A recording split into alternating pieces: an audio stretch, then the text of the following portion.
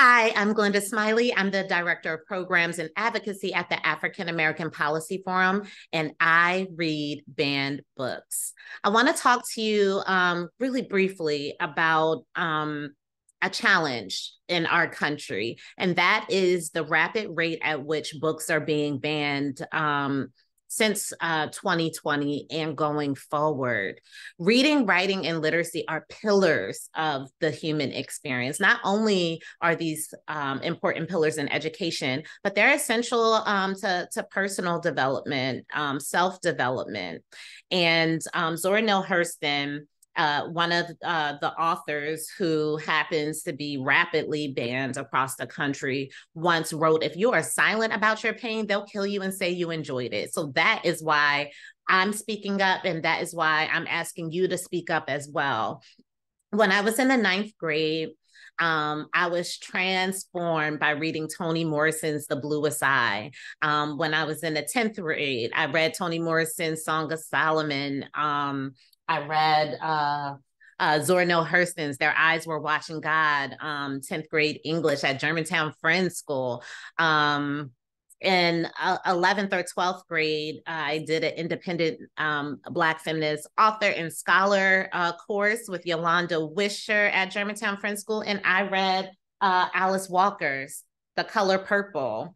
And other thought leaders such as Bell Hooks, who was expunged from the AP African American Studies curriculum, right? These books transform me, not only because of the Black women or girls protagonists in the book, but also the authors, the Black women authors, coming across them in my curriculum for the first time in high school and college, showed me that I too could be a writer. I too could be a scholar, a storyteller, a producer. I too could be a historian, keeping these texts and keeping these women's stories intact and taught to the next generation. I want to talk briefly about Their Eyes Were Watching God, an epic tale of a Black girl becoming a woman, Janie Crawford. This character, her journey in quest for her own identity, for a true love, rather than a partnership that was dictated or didactic and planned by her parents, was powerful and moving to me.